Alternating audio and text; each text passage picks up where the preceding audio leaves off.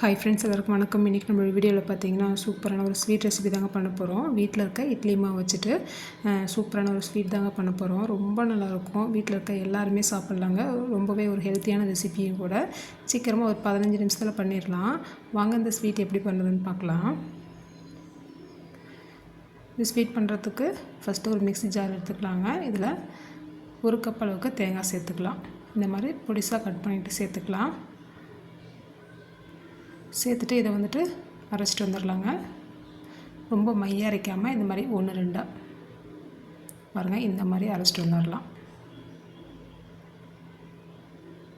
இந்த மாதிரி தான் அரைக்கணும். இது ஒரு பக்கமாக இருக்கட்டும். இப்போ ஸ்டவ் ஆன் பண்ணிக்கலாங்க.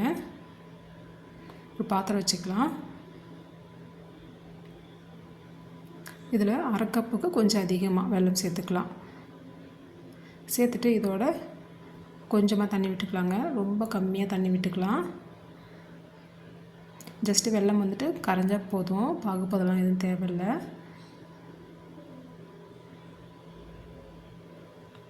பாருங்கள், இந்த அளவுக்கு கரையணும். ஸ்டவ் ஆஃப் பண்ணிக்கலாம். வெல்லம் பார்த்திங்கன்னா நல்லா கரைஞ்சி வந்துடுச்சு. இது ஒரு பக்கமாக இருக்கட்டுங்க. இப்போது அடுப்பில் ஒரு பாத்திரம் வச்சுக்கலாங்க. இதில் 1 ஸ்பூன் நெய் விட்டுட்டு நம்ம அரைச்சி வச்சுருக்க தேங்காய் சேர்த்துக்கலாம்.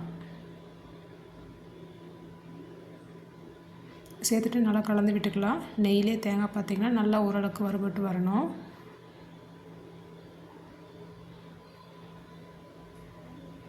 இந்தளவுக்கு வறுத்தா போதுங்க. இப்போ இதோட நம்ம கரைச்சி வச்சுருக்க வெல்லம் தண்ணியை சேர்த்துக்கலாம். சேர்த்துட்டு நல்லா மிக்ஸ் பண்ணிக்கலாம். நான் வந்து பார்த்திங்கன்னா வெல்லம் சேர்த்துருக்கேன். இதுக்குள்ளே நீங்கள் நாட்டு சர்க்கரை, கருப்பு டீ எது வேணாலும் சேர்த்துக்கலாங்க. ரொம்ப நல்லாயிருக்கும். இதே மாதிரி நீங்கள் கரைச்சிட்டு கூட நீங்கள் ஆட் பண்ணிக்கலாம். சுத்தமான வெல்லமாக இருந்தால் நீங்கள் அப்படியே கூட ஆட் பண்ணிக்கலாம். தேங்காவோட பவுடர் பண்ணி சேர்த்துட்டு ஆட் பண்ணிக்கலாம். நல்லா மிக்ஸ் பண்ணி விட்டுக்கலாங்க. பாருங்கள், நம்ம தண்ணி வந்து கம்மியாக ஊற்றி வெல்லம் கரைச்சதுனால சீக்கிரமாகவே ஒன்று சேர்ந்து வந்திருக்கு. இல்லைனா டைம் ஆகும். இப்போ இதோட ஒரு 1/2 ஸ்பூன் அளவுக்கு ஏலக்காய் தூள் சேர்த்துக்கலாம். சேர்த்துட்டு நல்லா மிக்ஸ் பண்ணி விட்டுக்கலாங்க. கொஞ்சம் கூட தண்ணி இல்லாமல் நல்லா தேங்காய் பார்த்திங்கன்னா நல்லா வெல்லத்தை இழுத்துட்டு நல்லா இந்தளவுக்கு ரெடி ஆகணும். நல்லா பிசுன்னு இருக்கணும் நம்ம கை தொட்டு பார்க்கும்போது. இது வந்து நல்லா ஆறட்டுங்க. ஒரு ஃபேன் காற்றுல வச்சிடலாம். ஒரு பவுல் எடுத்துக்கலாங்க. இதில் 1 கப் அளவுக்கு இட்லி மாவு சேர்த்துக்கலாம். நான் வந்து காலையில் அரைச்ச மாவு சேர்த்துருக்கேன். இந்த பலகாரம் பார்த்திங்கன்னா நான் சாயந்தரமாக செஞ்சிட்ருக்கேன். ஓரளவுக்கு புளிச்ச மாவாக இருந்தாலும் பரவாயில்ல, இல்லைன்னா நீங்கள் அப்பயே ஆட்டின மாவாக இருந்தாலும் பரவாயில்ல. இப்போ இதோட 1 ஸ்பூன் அளவுக்கு அரிசி மாவு சேர்த்துக்கலாம். இதோட கொஞ்சமாக 1 சிட்டிகை அளவுக்கு நான் உப்பு சேர்த்துருக்கேன். ஏற்கனவே நான் அரிசி மாவில் உப்பு சேர்த்து தான் நான் கலந்து வச்சுருக்கேன். உப்பு கலந்து சேர்க்கலைன்னா நீங்கள் கொஞ்சமாக சேர்த்துக்கலாம். நல்லா மிக்ஸ் பண்ணி விட்டுக்கலாம். இது பக்கமாக இருக்கட்டுங்க. நம்மளோட தேங்காய் வெல்லம் பூரணம் பார்த்திங்கன்னா நல்லா ஆறி வந்திருக்கு. ஓரளவுக்கு கை பொறுக்கிற சூட்டில் இருக்குது. கொஞ்சமாக கையில் எண்ணெய் தொட்டுட்டு சின்ன சின்ன உருண்டையை பிடிச்சிக்கலாம்.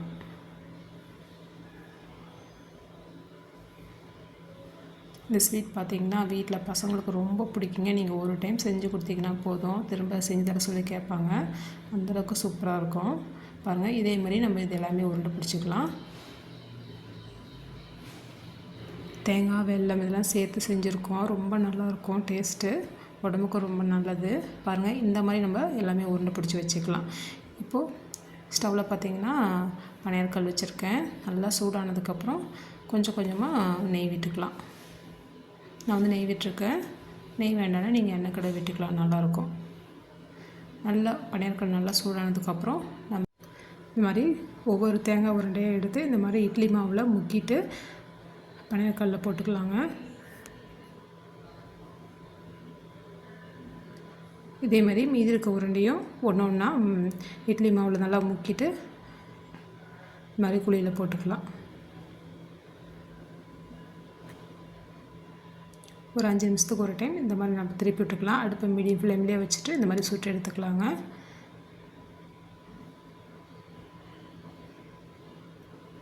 இந்த மாதிரி அப்பப்போ இந்த மாதிரி திருப்பி விட்டு நல்லா 2 சைடு வேக வச்சு எடுத்துக்கலாம். இதே மாதிரி மீதி இருக்கிறதையும் நம்ம சுட்டு எடுத்துக்கலாங்க. பார்த்திங்கன்னா இனிப்பு பூரண பணியாரம் ரெடி ஆயிடுச்சுங்க. ரொம்ப நல்லாயிருக்கும். கண்டிப்பாக ஒரு டைம் ட்ரை பண்ணி பாருங்கள். சூப்பராக இருக்கும்.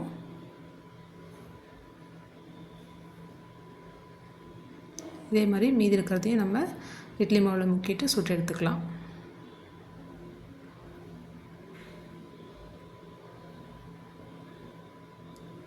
பாருங்கள், பார்க்குறதுக்கு எவ்வளோ சூப்பராக இருக்குது பாருங்கள். வீட்டில் இட்லி மாவு, தேங்காய், வெல்லம் இருந்தால் போதுங்க. சூப்பராக செஞ்சிடலாம். ரொம்ப நல்லாயிருக்கும். ரொம்ப ஹெல்த்தியாகவும் இருக்கும். வீட்டில் இருக்கவங்க சின்னவங்கலேருந்து பெரியவங்க வரலையும் எல்லாருமே ட்ரை பண்ணலாங்க. ரொம்ப நல்லது. ஒன்று பிச்சு காமிக்கிற பாருங்கள், எவ்வளோ சாஃப்டாக இருக்குது பாருங்கள். வெளியே நல்லா முறுமுறுன்னு, உள்ளார நல்லா சாஃப்டாக எம்மியாக ரொம்பவே நல்லாயிருக்கும். கண்டிப்பாக ட்ரை பண்ணி பாருங்கள் ஃப்ரெண்ட்ஸ். இந்த வீடியோ பிடிச்சிருந்தால் லைக் பண்ணி ஷேர் பண்ணுங்கள். நம்மளோட வீடியோ புதுசாக பார்க்குறீங்கன்னா கண்டிப்பாக சப்ஸ்கிரைப் பண்ணுங்கள் ஃப்ரெண்ட்ஸ். தேங்க்யூ.